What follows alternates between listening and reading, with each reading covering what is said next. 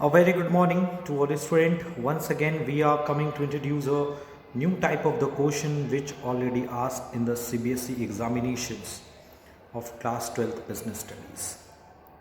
In the last few videos, we already discussed and uh, explained about the all and every topic of the class 12 business studies, as well as we discussed the different case studies from the different chapter which are related to the principle of management, scientific techniques of the management, scientific principle of management, nature and significance of the management, planning, organizing, staffing, directing and controlling, as well as the financial management, financial marketing management and the consumer protection. So for your examination point of view, as you know very well, in the upcoming मई आपका जो board examination है वो start होने वाला है. सो सबको ध्यान में रखते हुए let's be talking about the few of the important questions of the board examination which already asked in your board examination. So without creating any delay, let's we discuss the today's class. Let's be talking about some of the important questions. As you can see that the question number 13 on your screen, the following pictorial presentation highlights the use of one of the fuel principle by the manager. So you can see that कि ये जो question number 13 है उसमें एक pictorial presentation रखा गया है. उसमें you can see that manager says that very good Akash, your suggestion is very good, keep it up. An employee says that thank you sir for encouraging me, I will try to come up with the more ideas for betterment of company.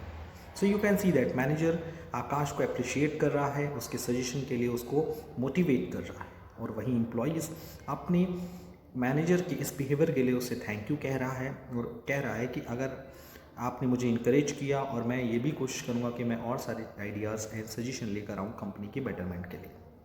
The question is very clear. Identify the principle to it and state to positive effect of this principle. So you can see that अगर हम principal of management fuel के पूरे principal of management को यहाँ पे focus करें तो division of work, authority and responsibility, unity of direction, unity of command, discipline और subordination of individual interest to general interest, equity, principal of order, इस तरह के कई सारे 14 प्रिंसिपल ऑफ मैनेजमेंट फ्यूल ने डेवलप किए हैं. सो यहाँ पर जो प्रिंसिपल ऑफ मैनेजमेंट एप्लीकेबल है that is N principal of initiative. So what is principle of initiative? You know very well. Principal of initiative says that और indicates that every manager or superior must welcome the suggestion of their subordinates, and managers should try to coordinate with the employees in such a manner that employee will give a better suggestion for the betterment of the company. It means manager को हमेशा अपने employees के suggestion के लिए wait करना चाहिए, उनको employees के जो सजेशन है उनको वेलकम करना चाहिए, उनको इनकरेज करना चाहिए ताकि वो कंपनीज़ के बेटरमेंट के लिए सजेशन दें. क्लियर? सजेशन देने के लिए उनको क्या करना चाहिए? मोटिवेट करते रहना चाहिए. एंड इस प्रिंसिपल का सबसे बड़ा इंपॉर्टेंट पार्ट ये है कि इसके कुछ इंपॉर्टेंट क्या है? पॉजिटिव इफेक्ट है. And the positive effect are it increase in the mental growth and feeling of belongingness in employees. इससे एम्प्लॉयज़ का जो मेंटल ग्रोथ है और फीलिंग है बिलोंगनेस की, मतलब यूनिटी की, एक दूसरे के साथ लव एंड अफेक्शन के साथ रहने से उनका मेंटल ग्रो भी होता है, उनके अंदर बिलोंगनेस की फीलिंग भी आती है. And it is increase the commitment of employees toward the organisation. इससे उनका ऑर्गेनाइजेशन के लिए जो कमिटमेंट है वो भी बढ़ता है. सो इस तरह के क्वेश्चंस भी एक बोर्ड एग्जाम में आ सकते हैं. सो इन सारे क्वेश्चन को भी प्रैक्टिस करिए. एक क्वेश्चन है क्वेश्चन नंबर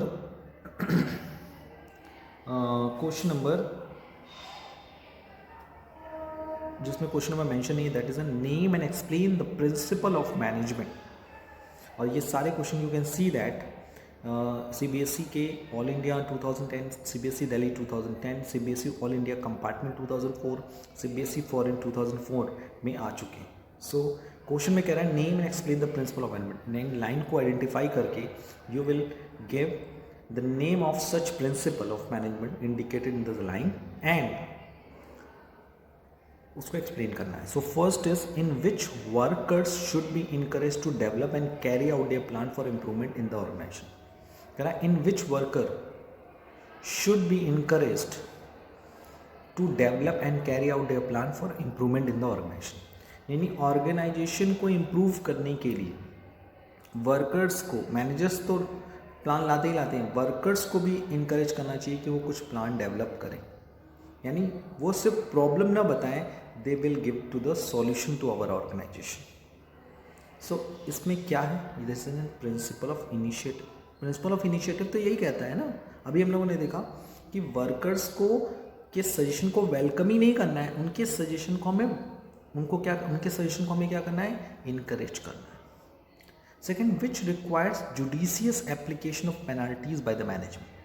कह रहा है कौन सा ऐसा प्रिंसिपल ऑफ मैनेजमेंट है जो कहता है कि बिजनेस में जुडिशियस एप्लीकेशन होना चाहिए पेनल्टीज़ का। यानी अगर हम फाइन्स लगा रहे हैं वर्कर्स पे या एम्प्लॉयज़ पे, तो उसका एक जुडिशियस एप्लीकेशन होना चाहिए, किसी के साथ डिस्क्रिमिनेशन नहीं होना चाहिए। तो ये principle of principal of discipline.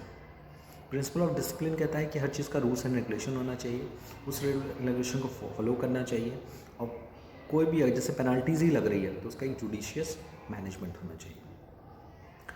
Which points out the danger and cost of unnecessary labour turnover.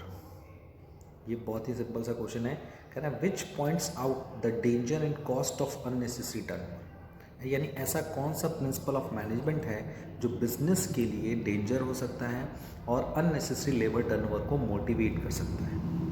Simple सा सोचिए, लेबर टर्नओवर का रिलेशन किससे, लेबर टर्नओवर इज व्हाट, हर साल बार बार एम्प्लॉयज़ छोड़ के जाएंगे। एम्प्लॉयज़ जब छोड़ के जाएंगे तो उसका मतलब क्यों वो छोड़ के जा रहे हैं, उनका रीज़न क्या है, remuneration of employees.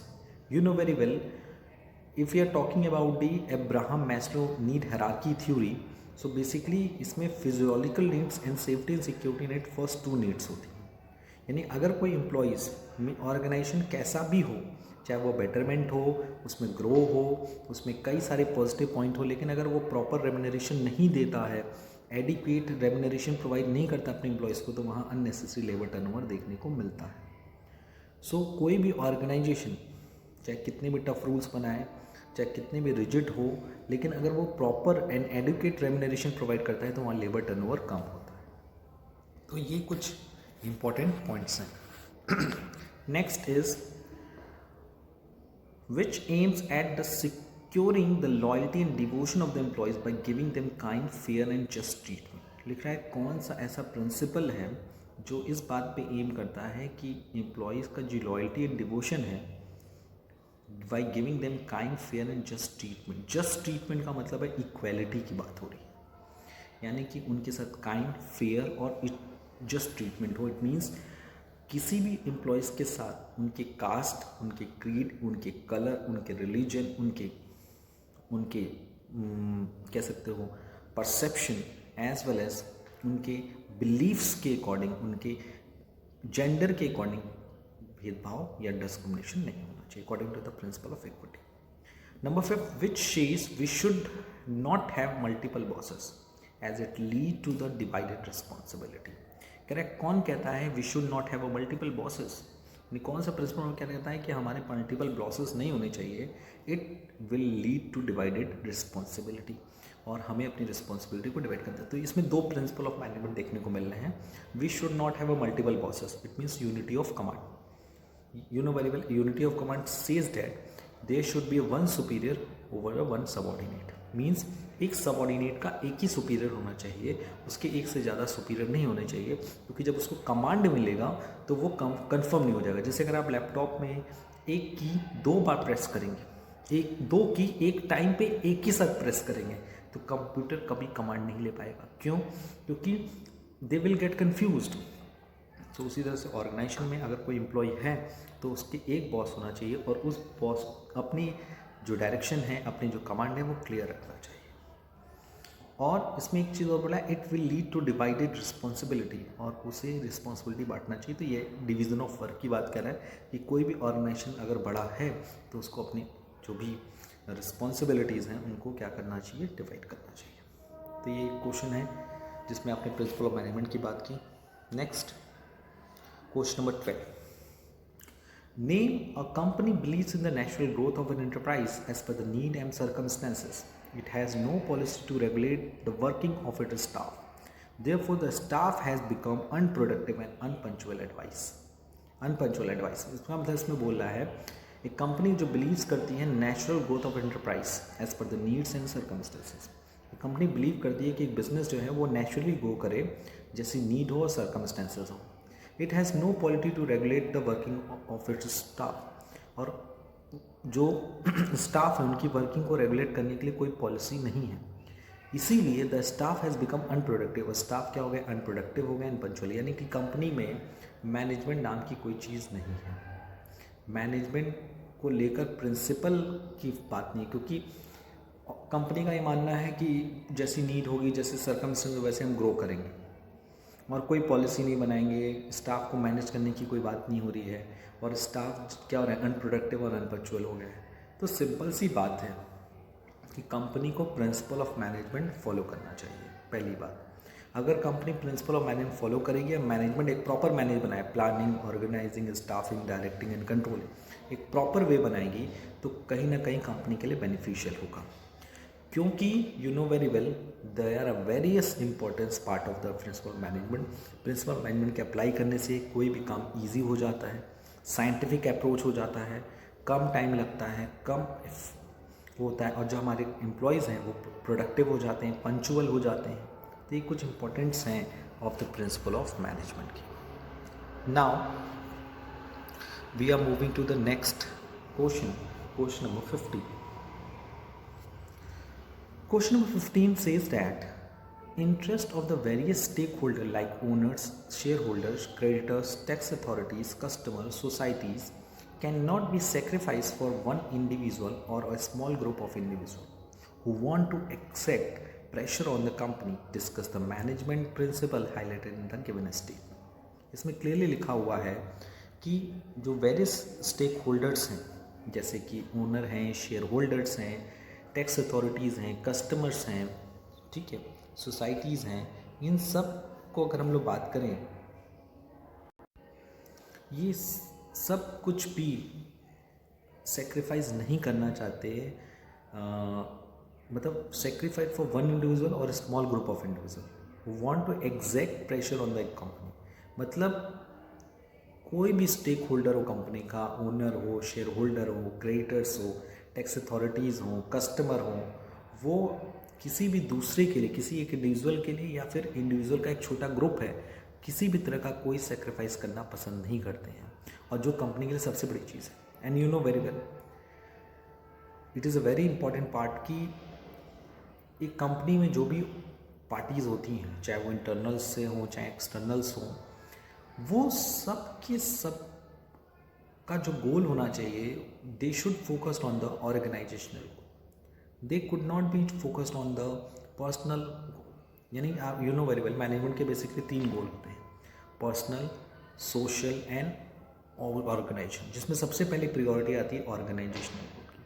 After completing the organisational goal, company will move to the social goals, and there after जब कंपनी सोशल गोल को अचीव करती है तो वो पर्सनल की तरफ चली जाती है। सो इट मीन्स कि एक ऑर्गेनाइजेशन में वर्कर्स हों चाहे वो वेरियस स्टेक होल्डर्स हों, उन सब का जो पर्सनल गोल है और जो ऑर्गेनाइजेशनल गोल है, दोनों के बीच में कोऑर्डिनेशन होना चाहिए। वही ये क्वेश्चन में पूछ रहा है, discuss the management principle highlighted in the given statement, and the answer is discuss the principle of subordination of individual interest to general interest. It means according to this principle there should be a coordination between the individual interest and to general interest. It means shareholder owner का क्या होगा individual interest, more dividend, creditors का क्या होगा, more interest, tax authorities more tax, customer better quality of the product at lower cost, society lots of the social responsibilities. But अगर हम general interest की बात करें तो कंपनी का मेन ऑब्जेक्टिव क्या है, profit, survival, growth. First is survival, इतना कमाएं कि हम सर्वाइव कर सकें, प्रॉफिट अर्न कर सकें, प्रॉफिट में से कुछ बचाएं, फिर कंपनी का ग्रो करें। पहले इन तीनों चीज़ों पे हम फोकस करें, then after we are moving to the individual interest, they are moving to the higher dividend, they are moving paying high tax, वही बात है ना कि पहले एक ऑर्गेनाइजेशन अपने खुद का गोल कंप्लीट करेगा, देयर आफ्टर ये it will move to the another goal. चलते हैं क्वेश्चन नंबर 16 पे। सिंपल सा, the following pictorial presentation highlight the need to conduct one of the techniques of the scientific management, identify the technique. बहुत ही simple सा question है, कह रहा है कि इस प्रेजेंटेशन में आप बताइए कि कौन सा technique of scientific management conduct करने की ज़रूरत है, नीड टू कंडक्ट। अगर हम साइंटिफिक टेक्निक्स की बात करें तो फंक्शनल फोरमैनशिप, वर्क स्टडी, याद है आप लोगों को, कुछ ऐसी हैं आपके उसी तरह से differential piece wage rate system, ये कुछ टेक्निक्स हैं which are formed by the F.W. Taylor as a scientific techniques. So इसमें दो पिक्चर में you can see that the first में due to the continuously work I am really tired now. Second में लिखा है I am continuously working since morning I need some rest now. दोनों ही paragraph में दोनों ही पिक्चर में यू कैन सी दैट कि एक पर्सन कह रहा है कि मैं इतना काम कर चुका हूँ कि मैं थक गया, दूसरा कह रहा है मैं सुबह से काम कर रहा हूँ, मुझे रेस्ट की ज़रूरत है। तो बेसिकली यहाँ पे वर्क को लेकर काम हो रहा है। वर्क स्टडी में आपको पता है time study, method study, motion study और फैटिग स्टडी की बात करते हैं। तो यहाँ दोनों की बात करें, टायर्डनेस की बात हो रही है, तो tiredness is related to the part of the work study that is in fatigue study. Fatigue study ये डिसाइड करती है कि एक पर्सन को तो पूरे दिन में कितने घंटे काम करना चाहिए, उस पूरे घंटे को काम करने के लिए उसे कितने बार ब्रेक लेना चाहिए और कितने घंटे का ब्रेक लेना चाहिए।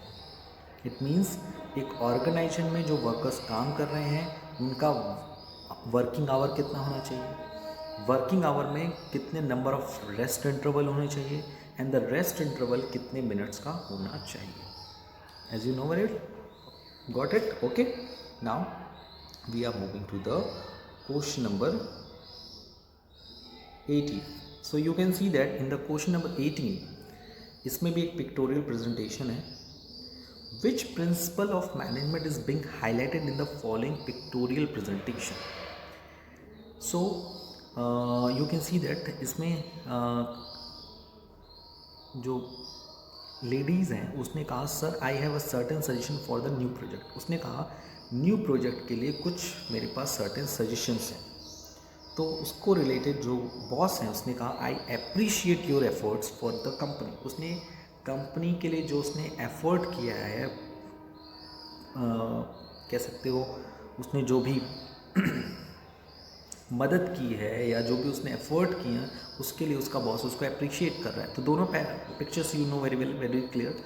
तो अगर हम पूरे प्रिंसिपल ऑफ मैनेजमेंट की बात करें तो यहाँ कौन सा प्रिंसिपल ऑफ मैनेजमेंट फॉलो हो रहा है कि सबऑर्डिनेट सजेशन दे रहा है और सुपीरियर जो है उसके सजेशन को अप्रिशिएट कर रहा है। It means it is a principle of initiative, because according to the principle of initiative every superior must welcome the suggestion of the subordinates, their subordinate means अगर एक ऑर्गेनाइजेशन में प्रिंसिपल ऑफ इनिशिएटिव तभी follow up हो सकता है जब superior अपने subordinates के सजेशन को वेलकम करे, उनके सजेशन को सुने, उनके सजेशन को अप्रिशिएट करे, ताकि वो वर्कर्स अपनी कंपनी के जो ओनर्स हैं उनको बार बार कंपनी के बेटरमेंट के लिए क्या सके, अप्रिशिएशन दे सके।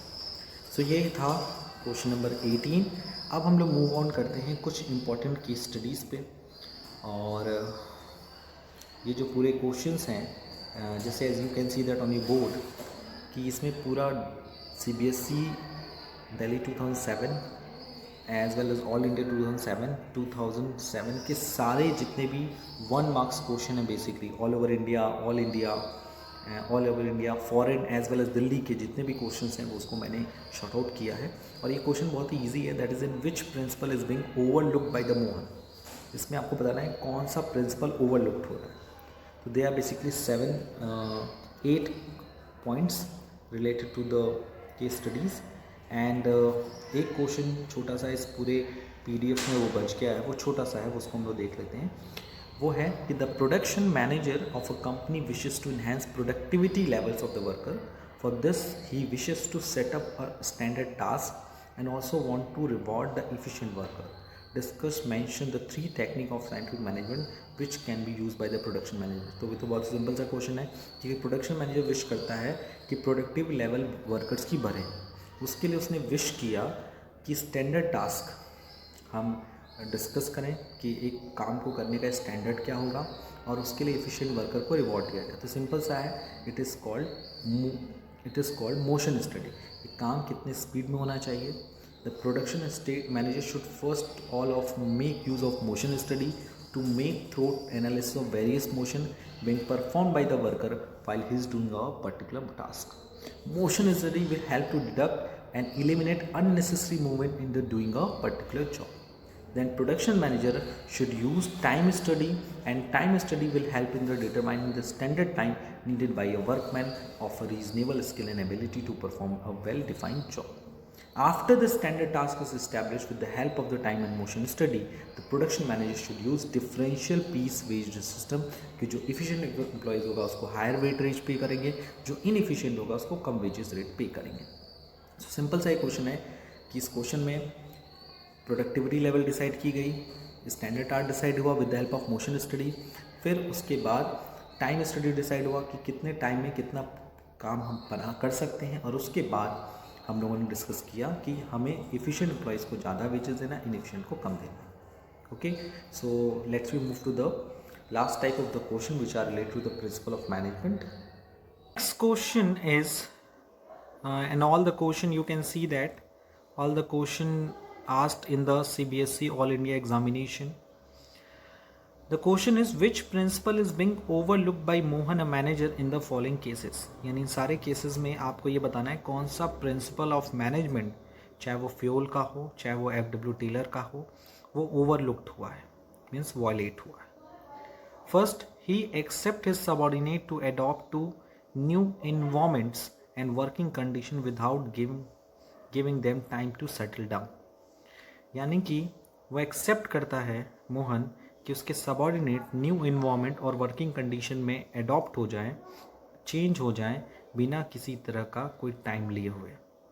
तो you know very well it is called stability of tenure. You know very well according to the principle of stability of tenure या stability of personal, every subordinate having a sufficient time to adopt, to adjust in the new type of environment and the working condition.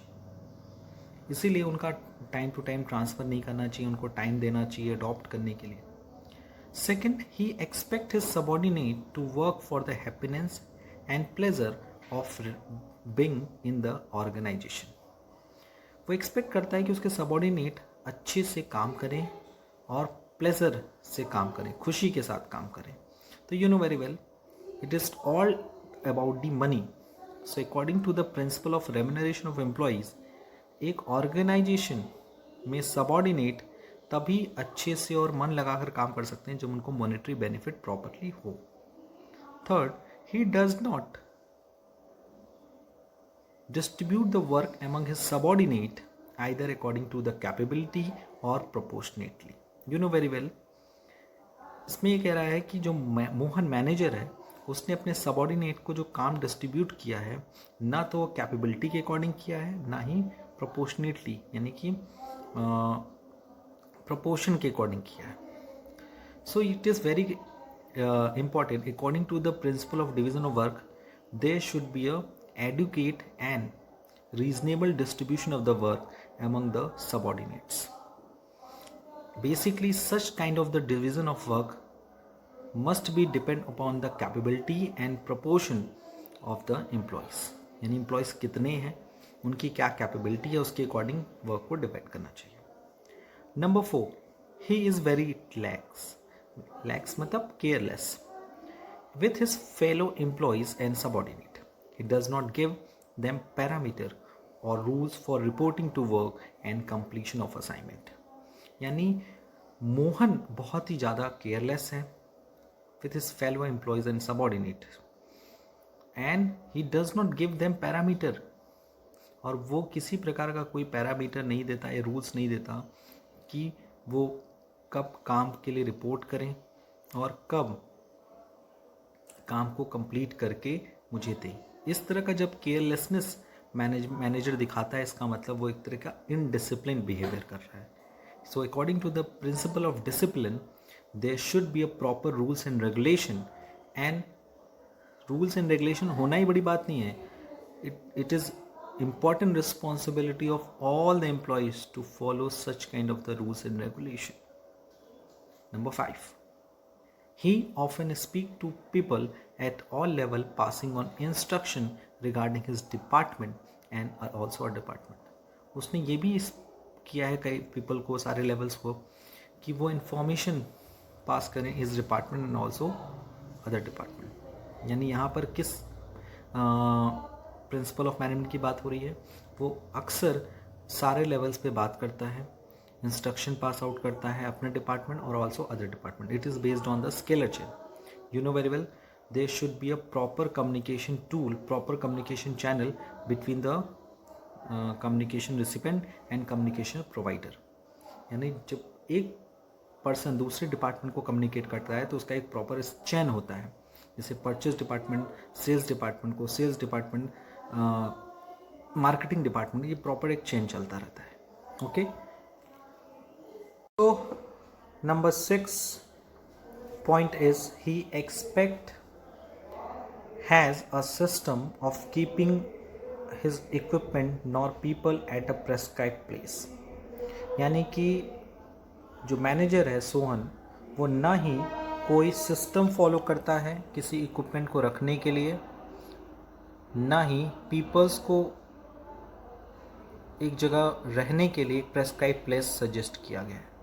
सो मोहन यहाँ पे किस principal of management को violet कर रहा है? Because you know very well, जब किसी भी ऑर्गेनाइजेशन में इक्विपमेंट को प्रॉपरली रखने के लिए, कीप करने के लिए प्रॉपर सिस्टम ना हो, या पीपल के लिए प्रेस्क्राइब प्लेस ना हो ताकि उनको फाइंड आउट करने में, ताकि उनको किसी भी तरह का अगर उनको सर्च करना हो या उनसे कांटेक्ट करना हो तो हम इजली कर सकें, अगर ऐसा कुछ नहीं होता तो एक तरह से वो प्रिंसिपल ऑफ ऑर्डर को वायलेट किया जाता है. And due to the principle of order, you know very well, every machinery should kept at the specified place as well as human also. Basically 3 resources हैं, human resources, physical resources and financial resources. तो इन तीनों resources को proper एक जगह रहना सही होता है. अगर ह्यूमन रिसोर्स हैं तो उनके लिए प्रॉपर केबिन हो, उनके लिए रूम्स हों, और ताकि हम उस रूम में उनको एक प्लेस अलॉट किया गया है ताकि अगर उस पर्सन को अगर हमें फाइंड आउट करना है, उस पर्सन से कांटेक्ट करना है तो हम इजीली कर सकें. उसी वजह से अगर जो फिजिकल रिसोर्सेज हैं, जो मशीनरीज हैं, लूज टूल्स हैं, उनको भी रखने का एक प्रॉपर प्लेस होना चाहिए. As well as if you are talking about the financial resources, meet money को तो रखने का एक प्रॉपर सोर्स होता है क्योंकि उनके खोने का डर रहता है. तो एक ऑर्गेनाइजेशन को ह्यूमन रिसोर्स और फिजिकल रिसोर्स को भी एक तरह का प्रीशियस एसेट्स मानना चाहिए, प्रीशियस कमोडिटी मानना चाहिए, और उनको भी रिजर्व रखने के लिए, सेफ रखने के लिए हमें एक प्रॉपर प्रिंसिपल ऑफ ऑर्डर को फॉलो करना चाहिए. Number 7 is he expect his colleague to get work out of subordinate without giving them any power. यानी वो अपने कलीग्स से एक्सेप्ट करता है कि to get out work of the subordinate without giving them any power. यानी वो अपने सबॉर्डिनेट से काम कराना चाहता है उनको बिना कोई पावर दिए. And you know very well, according to the principle of management, the very famous principle that is an authority and responsibility, there should be a match between the authority and responsibility. अगर हम किसी person को कोई responsibility दे रहे हैं तो उसके साथ साथ उनको उससे रिलेटेड पावर यानी अथॉरिटी देनी ज़रूरी होती है. Number 8, he expect his colleague to work out of subordinate and has a differential treatment for each person. वो एक्सपेक्ट करता है कि उसके कलीग जो हैं, अपने सबॉर्डिनेट्स जो हैं उसके, उनके साथ डिफरेंशियल ट्रीटमेंट करते हैं एक दूसरे से. तो ये तो सिंपल सी बात हो गई. It is example of the principle of equity. According to the principle of equity, there should be no discrimination between the employer-employee, group of the employees, group of the employers on the basis of the caste, creed, color, sex, religion, etc. So it is a responsibility of every organization to maintain the proper code of conduct, rules and regulation based on the principle of equity. आज के इस videos में हम लोगों ने you can see that हम लोगों ने कई तरह के type of case study discuss की। उसके साथ साथ हम लोगों ने इस पूरे वीडियोस में हम लोगों ने कई तरह के प्रिंसिपल ऑफ मैनेजमेंट से रिलेटेड स्टेटमेंट डिस्कस किए। And I hope today we cleared all the principles, all the case studies very easily. Next video में हम लोग और केस स्टडीज़ और सारे प्रिंसिपल्स और सारे इंपॉर्टेंट क्वेश्चंस जो बोर्ड एग्जाम में आ चुके हैं उस पर हम लोग डिस्कस करेंगे। ओके, सो आज के लिए इतना ही। Thank you, thanks a lot and take care.